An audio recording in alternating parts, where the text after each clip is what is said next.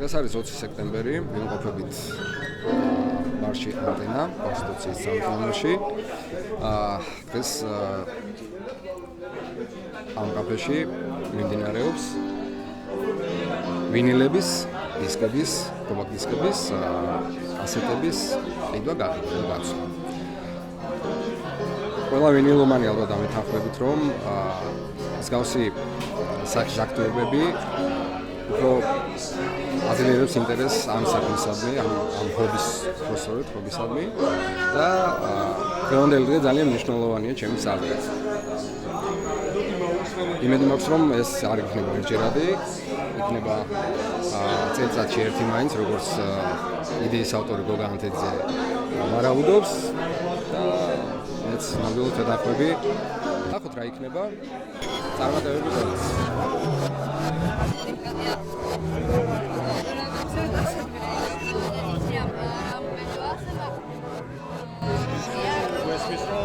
დასავლეთში, ევროპაში, ამერიკაში ტარდება ეს Record Store Days, რასაც ქვია წელიწადში რამოდენიმე, სადაც ადამიანები გამოაქვთ ესე კოლექციონერს თავიანთ ფერფიტებით, ცვლიან, ყიდიან და სულ მინდოდა ხოლმე სულ ამ ყველაფერს უყურებდი YouTube-ზე.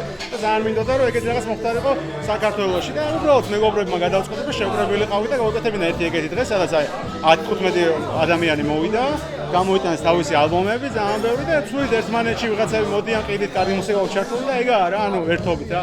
რო გაგვაგდა თუ მოგვეწონა მე მგონი კაი გამოვიდა, თუ მოგვეწონა კიდე ანუ სეზონში ერთი რო გავაკეთოთ ხოლმე ძალიან კარგი იქნება ესეთი დღე რო ვაჩქოთ კოლექციონერებმა ერთმანეთს ძალიან კარგი იქნება.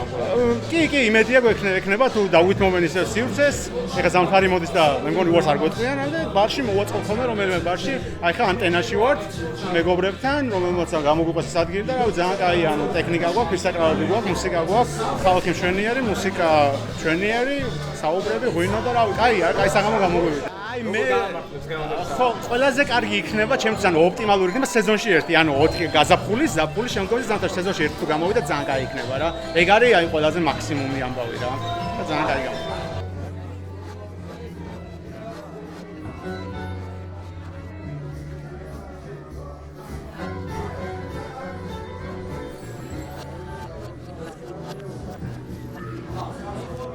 არაერთი ვინილი გავცვალე. გაცვალე ხო? როგორი დღეა დღეს? აი როგორი დღე იქნება, როცა ვთქვათ Genesis-ი ისულება Emerson Lake and Palmer-ში. და პირიქით, ხო? აი ესეთი დღეა. ჩვენთან ესეთი რაღაცები მე მგონი იშვიათობაა თბილისში. და ძალიან კაი ამბავია. ანუ ფიქრობ რომ გაგრძელება იქნება. წესით უნდა კონდეს. თავარია სურვილი იყოს და მე უკვე დაინტერესდება ხალხი და მოვა უცილებლად.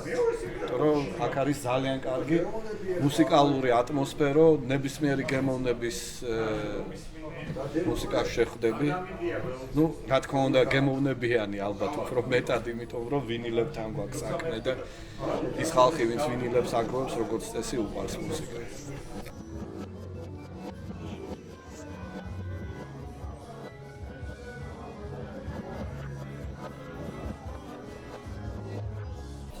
მამკვალ არგიძე კიდევ ერთი მელომანი, ვინილომანი აქვს წარმოდგენილი ვინილები, თანამედროვე გამოცემები, ძველი გამოცემები, ქართული, ევროპული, ამერიკული. ქართულებია ჩვენი პრიორიტეტი.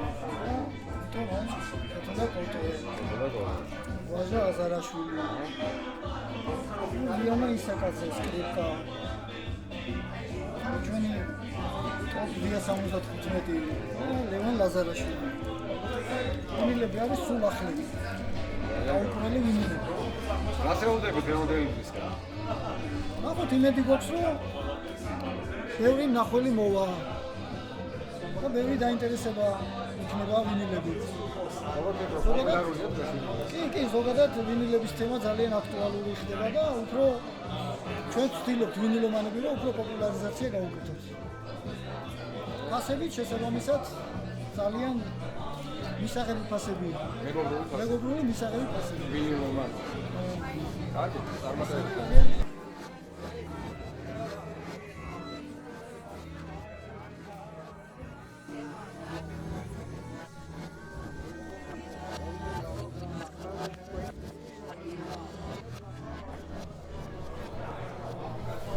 თემო კეგურაძე კიდევ ერთი კოლექციონერი, კიდევ ერთი სელერი. თემო რას ველოდები დღევანდელისგან? პირველ რიგში ალბათ ადამიანების გაცნობას ველოდები, იმიტომ რომ არც ისე ხშირია, როდესაც სტარდება რაღაცნაირი ღონისძიება, სადაც ბევრი მელომანი თუ აუდიოფილი თუ კოლექციონერი გროვდება ერთ ადგილას და მაგისთვის ეს არის უმაგრესი საშუალება, რა, ძალიან ბევრი ადამიანი გავიცანი, ახალგაზრდებიც და შუა საუკუნის ხალხიც და პირველ რიგში ეგ არ ჩემო. რა გაქვს წარმოქმნილი ეს? ყველაფერი, ცოტა ყველაფერი წამოვიღე. მაქვს რაღაცა ვინილები, ძირითადად ევროპული და ამერიკული პრესები, რავი, Pink Floyd-ი დაწყებული და ამთავრებული Nora Jones-ი.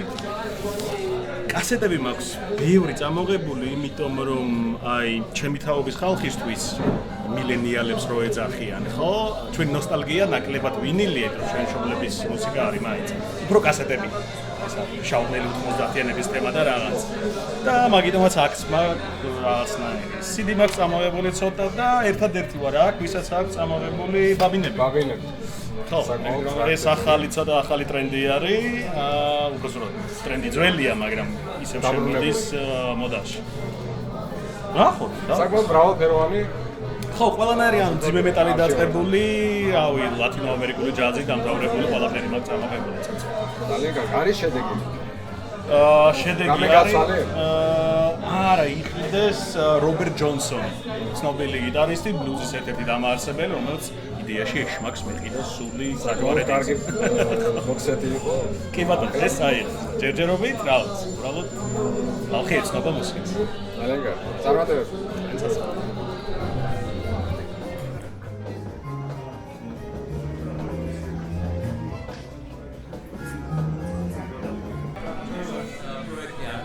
და ჩვენი პროექტი მიზნად ისახავს ძველი მუსიკის ახალი სახის შექმნას. ჩვენ ვეჭდავთ ქავერებს, ახალი დიზაინით, რომელსაც ასევე ჩვენ ვამუშავებთ და გვინდოდა, რომ საბჭოთა კავშირის დროს დაბეჭდილი ვინილები, რომელიც იბეჭდებოდა რუსულ ენაზე, გამოგვეტანა ახლებური სახით და პოპულარიზაცია გაგვეწია ქართველ ხალხში. ვფიქრობ, რომ მნიშვნელოვანია ესეთი საქმეების გაკეთება იმისათვის, რომ პოპულარიზაცია მოხდეს ქართული მუსიკალური მემკვიდრეობის. ჯამში გვაქვს სულ 10 ალბომი, დაბეჭდილი 10 დისკ ალბომი გვაქვს და გვაქვს 3 ეგზემპლარი. დაახლოებით 30. სად შეიძლება შეიძლება? Facebook-სა და Instagram page-ზე.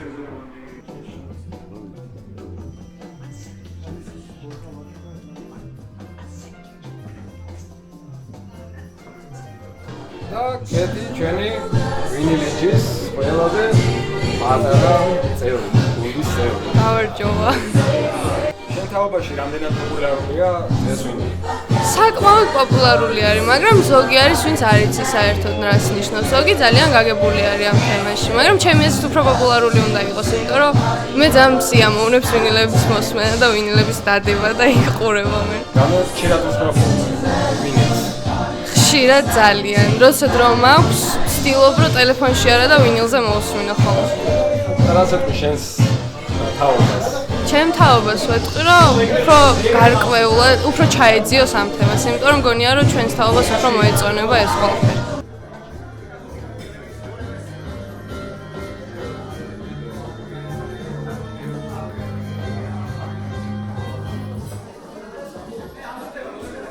მელომანები პრინციპში ერთმანეთს სარგებლებს ნახულობენ, რომ თავისთვის სასურველი ჩანაწერები შეიძლება იშოვონ.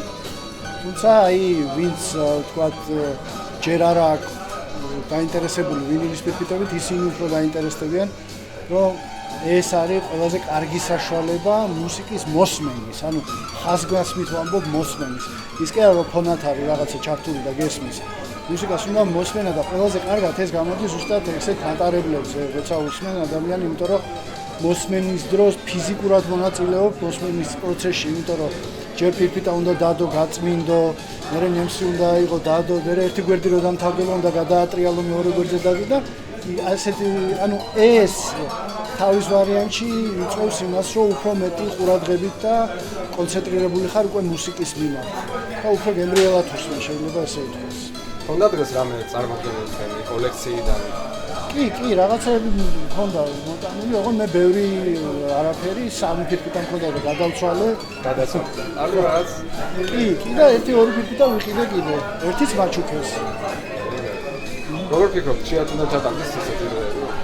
კი, სასურველი არის, პრინციპში აი როგორ, რა ვიცი, რაც მეტი არის, თქვათ, ეგეთი კულტურული რაღაცების გაცვლის შესაძლებლობა უფრო მეტი იქნება, ვით უკეთესია ყველასთვის. რა ვიცი, აი თუნდაც ნუმიზმატები რო არიან მარკების რო იკრიბებიან და მარკებს აჩვენებენ ერთმანეთს, ახლობით ან ლიტერატურის მოყვარულები წიგნები, ბუკინისტური წიგნების იგივე ვარიანტი აქაც რა, იმიტომ რომ ეს ყველაფერი ადამიანი არის ეგოისტი. რაც უყვარს იმას უნდა შეეხოს. ხო ესეა და მუსიკას თუ გინდა რომ შეეხო, ეს უკვე გატარებელს უნდა შეეხო. ანუ ფირფიტას უნდა შეეხო, კომპაქტ დისკს, კასეტას, ბაბინას და ასე შემდეგ.